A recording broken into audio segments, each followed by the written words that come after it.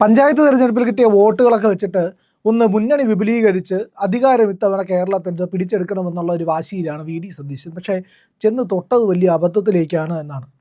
V D Satheesan സ്വപ്നം കണ്ടത് മുന്നണി വിപുലീകരിക്കാനാണ്. മുന്നണി വിപുലീകരിക്കുന്നതിൻ്റെ ഭാഗമായിട്ട് ഘടകകക്ഷികളെയൊക്കെ കൂടുതൽ കൂട്ടിച്ചേർക്കുന്നു. അങ്ങനെ സി കെ ജാനുവിൻ്റെ പാർട്ടിയെയും പി വി അൻവറിൻ്റെ പാർട്ടിയെയും ഇതിലേക്ക് കൊണ്ടുവന്നു. അത് രണ്ടും വലിയ കുഴപ്പമുണ്ടായില്ല. സി കെ ജാനുവിൻ്റെ ജനാധിപത്യ രാഷ്ട്രീയ പാർട്ടി, പി വി അൻവറിൻ്റെ തൃണമൂൽ കോൺഗ്രസ്, ഇത് രണ്ടും കൊണ്ടുവന്നു. പക്ഷേ മൂന്നാമതൊരെണ്ണത്തിനെ കൂടെ കൊണ്ടുവന്നപ്പോഴത്തേക്കും ചെറിയൊരു അക്കടി പറ്റി. പറഞ്ഞത് ഇങ്ങനെയാണ്, അതായത് കേരള കാമരാജ് കോൺഗ്രസ് അതുകൂടി യു ഡി എഫിൻ്റെ ഭാഗമാകുന്നു എന്നാണ് വി ഡി സതീശൻ പറഞ്ഞത്. പക്ഷേ അതിൻ്റെ നേതാവായിട്ടുള്ള വിഷ്ണുപുരം ചന്ദ്രശേഖരൻ വന്നിട്ട് പറഞ്ഞു, ഞാൻ എൻ ഡി എയുടെ വൈസ് ചെയർമാനാണ്, എൻ ഡി എയിൽ ഇപ്പോഴും ഉള്ള പാർട്ടിയാണ് കേരള കാമരാജ് കോൺഗ്രസ്, ഞാൻ കൃത്യമായിട്ട് അതിൻ്റെ അകത്ത് പ്രവർത്തിക്കുന്നുമുണ്ട്. അപ്പോൾ ഈ പറഞ്ഞ പ്രസ്താവന തെറ്റാണ്. യു ഡി എഫിലേക്ക് കേരള കാമരാജ് കോൺഗ്രസ് പോകുന്നില്ല എന്ന് വിഷ്ണുപുരം ചന്ദ്രശേഖരൻ, അതായത് വി എസ് ഡി പിയുടെ പ്രസിഡന്റ് കൂടിയാണ് അദ്ദേഹം പറഞ്ഞു. എന്നിട്ട് അദ്ദേഹം ഒരു കാര്യം കൂടി പറഞ്ഞു, ഞാൻ അപേക്ഷ നൽകിയിട്ടുണ്ട്, കോൺഗ്രസിലേക്ക് വരാനായിട്ട് അപേക്ഷ നൽകിയിട്ടുണ്ടെങ്കിൽ ആ അപേക്ഷ പുറത്തുവിടണമെന്നാണ് വിഷ്ണുപുരം ചന്ദ്രശേഖരൻ പറഞ്ഞത്. അങ്ങനെ ഒരു സംഭവമേ ഉണ്ടായിട്ടില്ല. യു ഡി എഫുകാരുമായിട്ട് നേരത്തെ ഒരു 6 മാസം മുമ്പ് ചില ആൾക്കാരോടൊക്കെ സംസാരിച്ചിരുന്നു, പല നേതാക്കളോടും സംസാരിച്ചിരുന്നു. പക്ഷേ സംസാരിച്ചതൊന്നും ഈ പറയുന്ന മുന്നണി പ്രവേശനത്തെ പറ്റിയിട്ടല്ല. താൻ മുന്നണിയിലേക്കില്ല, കാരണം എൻ ഡി എയുടെ ഭാഗമാണ്, ഇപ്പോഴും എൻ ഡി എയുടെ വൈസ് ചെയർമാനാണ്, എൻ ഡി എക്കകത്ത് ബി ജെ പിയുമായിട്ടൊക്കെ അഭിപ്രായ വ്യത്യാസങ്ങളുണ്ട് എന്ന് വിഷ്ണുപുരം ചന്ദ്രശേഖരൻ പറയുന്നുണ്ട്. എന്നിട്ട് വിഷ്ണുപുരം ചന്ദ്രശേഖരൻ പ്രധാനപ്പെട്ട മറ്റൊരു കാര്യം കൂടെ പറഞ്ഞു. 14 വയസ്സ് മുതൽ ഞാനൊരു സ്വയം സേവകനാണ്, ആർ എസ് എസ്സുകാരനാണ്. ആർ എസ് എസ്സുകാരനായ എനിക്ക് 14 വയസ്സ് മുതൽ ശാഖയിൽ പോയി ആർ എസ് എസ്സുകാരനായ എനിക്ക് ഇപ്പോൾ 62 വയസ്സായി, ഇപ്പോഴും ഞാൻ ആർ എസ് എസ്സുകാരൻ തന്നെയാണ്, അതിൽ മാറ്റം വന്നിട്ടില്ല എന്നാണ് വിഷ്ണുപുരം ചന്ദ്രശേഖരൻ പറഞ്ഞത്. അതായത് ആർ എസ് എസ്സുകാരനായ ഒരാൾക്ക് ഒരു കാരണവശാലും യു ഡി എഫിൻ്റെ ഭാഗമാകാനൊന്നും മനസ്സനുവദിക്കില്ല.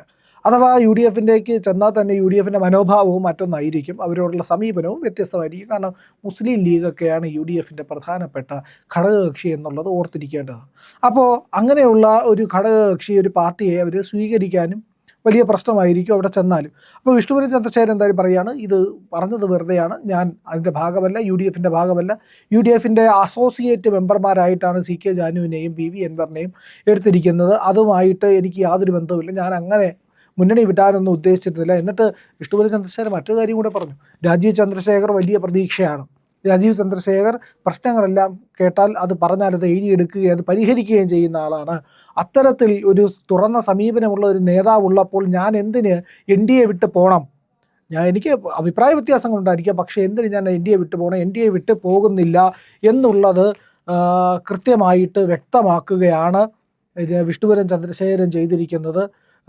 തൃണമൂൽ കോൺഗ്രസും ഈ പറയുന്ന ജനാധിപത്യ രാഷ്ട്രീയ പാർട്ടിയൊക്കെ അതിലേക്ക് പോയാലും തനിക്ക് അതിലേക്ക് പോകേണ്ട കാര്യമില്ല, അത് തെറ്റാണ് പറഞ്ഞതെന്ന് വിഷ്ണുപുരം ചന്ദ്രശേഖരൻ തുറന്നു പറഞ്ഞിരിക്കുന്നു. പത്രസമ്മേളനം വിളിച്ചാണ് പറഞ്ഞിരിക്കുന്നത്, ഞാൻ ഇതിൻ്റെ ഒന്നും ഭാഗമല്ല.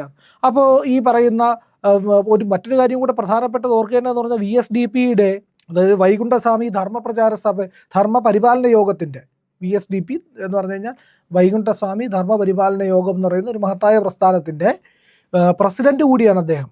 അപ്പോൾ അത്തരത്തിൽ ഒരു വലിയ ഉത്തരവാദിത്വം നിർവഹിക്കുന്ന ആൾ കൂടിയാണ്, അതായത് നാടാർ സമുദായത്തിൻ്റെ നേതാവ് കൂടിയാണ് വിഷ്ണുപുരം ചന്ദ്രശേഖരൻ എന്നുള്ളതാണ് അതിൽ ഏറ്റവും വലിയ പ്രധാനപ്പെട്ട കാര്യം.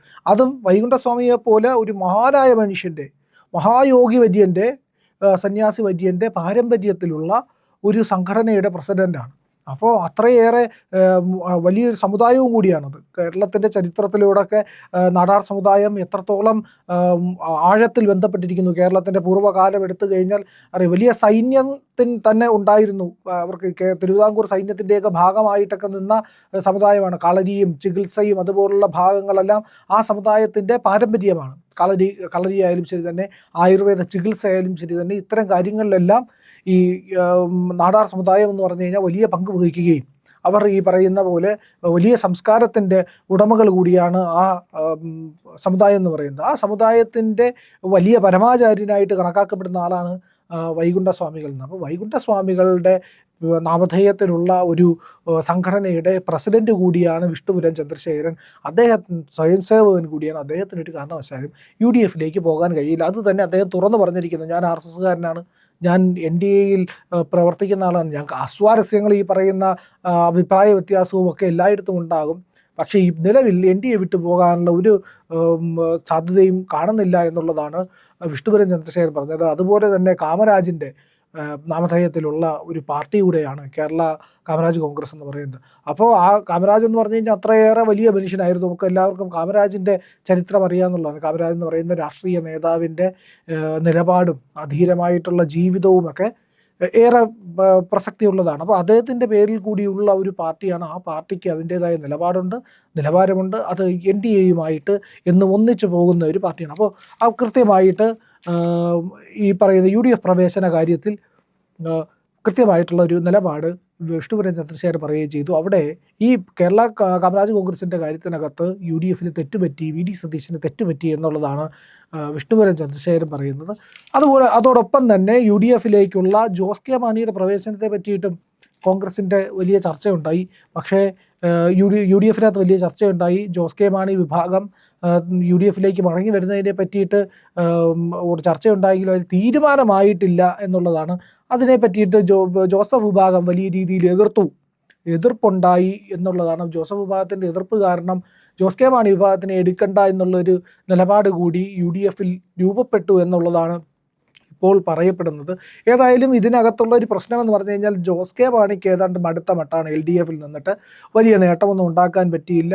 അടുത്ത തവണ അധികാരത്തിൽ വരാനുള്ള സാധ്യതയുമില്ല. UDFിലേക്ക് പോയാലേ അധികാരം കിട്ടുകയുള്ളൂ എന്നുള്ളത് കൊണ്ടാണ് ജോസ് കെ മാണി വിഭാഗത്തിലുള്ള പ്രധാനപ്പെട്ട നേതാക്കളടക്കം പറയുന്നുണ്ട്, ഞങ്ങൾ UDFിലേക്ക് പോകുന്നതാണ് നല്ലത്, ഇവിടെ LDFിനോടൊപ്പം നിന്നിട്ട് കാര്യമില്ല. കാരണം പരമ്പരാഗതമായിട്ട് ഈ കേരള കോൺഗ്രസ്സിന് കിട്ടിക്കൊണ്ടിരിക്കുന്ന വോട്ട് എന്ന് പറഞ്ഞു കഴിഞ്ഞാൽ വലതുപക്ഷ ചിന്താഗതിയുള്ള, കോൺഗ്രസ് ചിന്താഗതിയുള്ള ക്രിസ്ത്യാനികളായിട്ടുള്ളവർ. അവർക്കൊരിക്കലും LDFിൻ്റെ ഭാഗമായി നിൽക്കുന്ന ഒരു പാർട്ടിക്ക് വോട്ട് ചെയ്യാൻ കഴിയില്ല. കാരണം ഈ പറയുന്ന പ്രചാരണത്തിന് പോകുമ്പോൾ പോലും ഒരു ചുവന്ന കൊടിയും പിടിച്ച് സഖാക്കളും LDFിൻ്റെ സഖാക്കളും കൂടെ കാണും. അത് ഈ പറയുന്ന പാലാ, കോട്ടയം മേഖലകളിലൊക്കെ വലിയ ക്ഷീണമാണ് കേരള കോൺഗ്രസ്സിന് ഉണ്ടാക്കിയിരിക്കുന്നത്.